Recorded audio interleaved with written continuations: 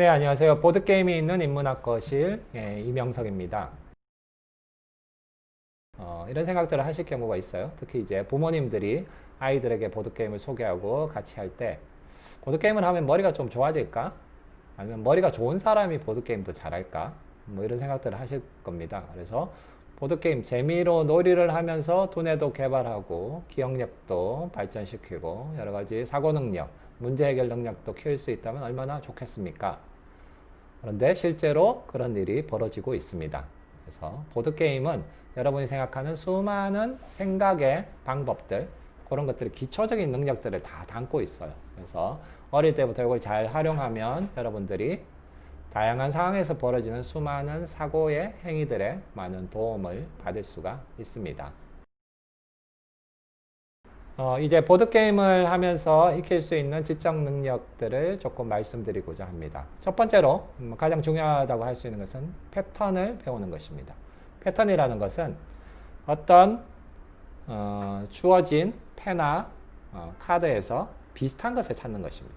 여기에서 비슷한 것은 1이라는 부분이죠.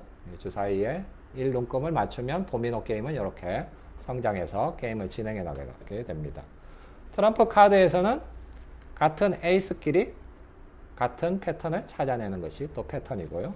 또는 같은 스페이드 모양인데 A 또는 뭐 JQKA 이렇게 연결되는 숫자의 연속을 찾아내는 것도 패턴입니다. 이런 활동을 통해서 우리는 기본적으로 세상을 분별할 수 있는 이런 능력들을 알아가게 되고요.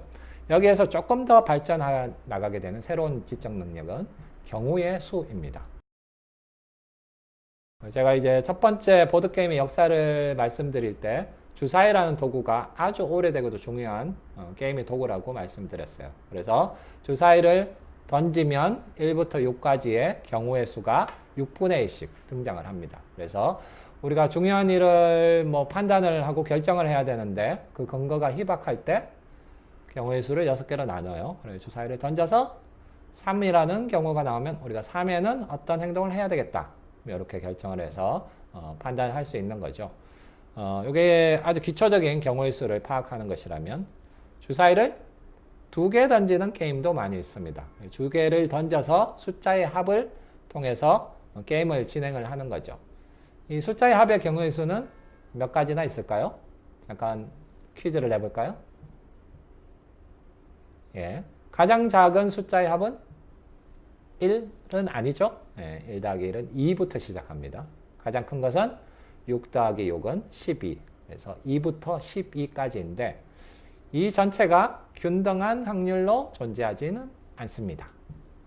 1, 1 또는 6, 6은 만들기가 힘들고요. 중간에 5나 6이나 7은 뭐 서로의 숫자의 조합으로 좀 더 쉽게 만들어지죠. 그래서 이 원리를 만약 모른다면 확률의 원리, 경우의 수의 원리를 모른다면 게임을 할 때 내가 2부터 12까지 한 군데 걸어라 그러면 2나 12에 거는 사람은 불리해질 수밖에 없죠.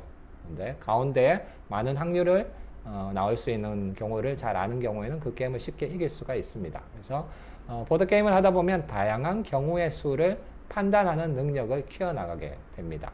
그래서 그 능력들을 발전시켜 나가다 보면 우리가 세상에 있는 여러 가지 상황들에 판단을 하고 결정을 해야 되는데 그 결정의 상황에서 어떤 결정을 하는 것이 더 나은 판단일까?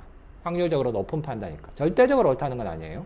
상대적으로 희박한 확률보다는 높은 확률을 어떻게 알아낼까 하는 것이 굉장히 중요합니다. 그 다음에 이제 보드게임을 통해서 익힐 수 있는 세 번째 지적인 능력. 어쩌면 이걸 더 중요시 여길 수도 있을 것 같아요. 우리가 어떤 사람이 머리가 좋다 그러면 너 기억을 잘하는구나.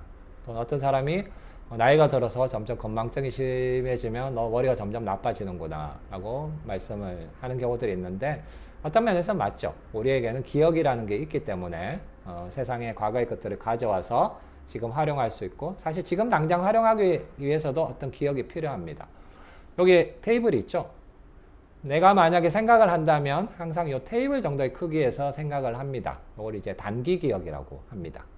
테이블에서 기억을 하다가 대부분 건 잊어버리죠. 근데 좀 중요하게 기억할 필요가 있는 것은 책꽂이에 꽂아둡니다. 그래서 언제든지 필요하면 끄집어 내오죠. 이거 장기 기억이라고 하는데요. 보드게임을 하다 보면 이 단기 기억을 많이 활용하게 됩니다. 그래서 바둑이나 체스를 두는 고수들은 이 단기 기억의 테이블이 엄청나게 큽니다. 기억을 짧은 순간에 잘 활용해서 판단을 할 수 있는 거고요. 그런 능력이 조금 떨어지는 사람은 게임을 조금 못하거나 뭐 그런 경우가 되죠. 그리고 일반인의 경우에는 이 기억을 보드게임을 하면 처음에 어릴 때는 작다가 점점 그 어느 정도까지 키워나갈 수가 있습니다. 무한정은 아니고요. 잘 활용을 하다가 나이가 들면 점점 줄어들기도 합니다. 그래서 반대로 요즘은 저는 이런 생각들을 해요. 보드게임들을 좀 나이 드신 분들에게 많이 보급을 해야 되겠다. 외국에서도 그런 경우들이 많이 있고요. 그래서 조금 떨어지는 인지 능력들을 회복하기 위해서 사람들과 만나서 보드게임들을 하면서 이 테이블의 크기를 유지를 하는 거죠. 급격하게 주는 경우들이 있어요. 지난주까지만 해도 굉장히 게임을 편하게 잘 하시던 분이 어느 순간에 판단을 제대로 못한다든지 잊어먹는다든지 하는 경우에는 이분이 조금 병적인 증상이 있을 경우들이 있습니다. 그래서 그런 게임을 하다가 갑자기 너무 못하게 되는 경우가 있으면 인지능력의 저하, 의심을 하고 병원에 가봐야 되는 상황들이 있는 것이죠. 이건 농담이 아니고 정말로 게임을 그렇게 활용할 수가 있습니다. 그래서 게임을 통해서 다양한 지적 능력을 키울 수도 있지만 지적 능력이 떨어지는 것도 알아낼 수가 있습니다. 숫자 패턴을 활용하는 보드게임은 굉장히 다양한 종류가 있는데요. 그 중에 두 가지 정도의 게임을 오늘 소개해 드릴까 합니다. 도구가 굉장히 간단한 게임들이에요. 첫 번째는 우노라고 하는 게임입니다. 우노는 스페인어에서 하나, 일을 뜻하는데 우리가 이제 트럼프 카드로 아이들부터 많이 하는 게임 원카드라는 게임이 있습니다. 카드를 일정 숫자를 가지고 있다가 앞에 나와 있는 카드와 숫자가 같거나 그림이 같으면 카드를 내놓고 한 장이 나오면 원카드 외치고 이 카드까지 내놓으면 이기는 게임이죠. 우노도 비슷한 게임입니다. 근데 여기에는 우노에는 다양한 숫자들이 적혀 있기도 하고 뭐 두 장을 더 먹어야 되는 이런 카드들이 있기도 하고요. 또는 상대방의 카드와 통째로 바꿀 수 있는 아주 대단한 능력을 가진 카드 있죠. 또 최근에 나오는 우노에는 아예 빈칸으로 된 카드도 있습니다. 이 카드에 여러분이 원하는 게임의 방식을 적을 수 있는 거죠. 뭐 카드를 10장 먹일 수도 있는 거고 또는 장기 자랑을 해서 장기 개인기를 발휘해서 뛰어난 플레이를 하면 카드 석 장을 버릴 수 있다든지 그래서 각자가 새로운 형태로 게임을 즐길 수가 있고 뭐 간단한 도구를 할 수도 있는 게임입니다. 실제로 오너라는 카드를 사지 않더라도 트럼프 카드 정도로도 할 수 있는 게임입니다. 또 비슷한 장르인데 인기 있는 게임은 이제 로보77이라고 하는 게임입니다. 그래서 로보77이라는 게임은 게임 카드에 숫자가 적혀 있거나 곱하기 2 같은 이런 뭐 카드들이 있어요. 그래서 자기가 카드를 내면서 숫자를 계속 합을 더해 갑니다. 그래서 덧셈 뺄셈 능력이 좀 퇴화되신 분들 이걸 하면서 조금 회복하실 수가 있고요. 그리고 우노든지 로보77은 카드 게임을 하면은 그냥 머리만 쓰는 게 아니라 약간의 액티브한 요소들이 있습니다. 빠르게 우노 이렇게 외친다든지 그 다음에 로보77에서 숫자가 어떤 합이 지나서 지게 됐을 때 이렇게 안타까운 마음이 생기는 이런 것들이 있죠. 그래서 그런 요소들도 있기 때문에 잘 활용하시면 지적 능력도 키우고 친구들끼리 우정도 쌓아갈 수가 있습니다. 네, 이번에도 이제 Q&A를 통해서 여러분들이 보드게임에 가지고 있는 궁금증을 풀어드리도록 하겠습니다.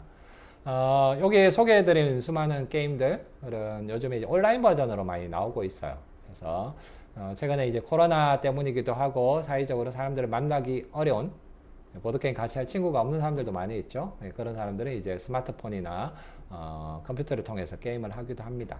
그런데 저는 이제 환경이 좀 따라준다면 가능하면 사람들이 모여서 직접 도구들을 만지면서 사람과 사람들을 대화를 하면서 게임을 하는 게 좋다고 생각합니다. 왜냐하면 온라인 버전의 게임을 하다 보면 좀 승패에만 집중을 하게 돼요. 이기고 지느냐 상대방이 안 보이니까 대화를 할 수 있는 방법도 잘 없고요. 오프라인에서 사람들을 만나게 되면 아무래도 아는 사람들이겠죠. 그래서 그들과 대화를 하면서 게임 외적인 어떤 사적인 커뮤니케이션도 좀 할 수 있고요.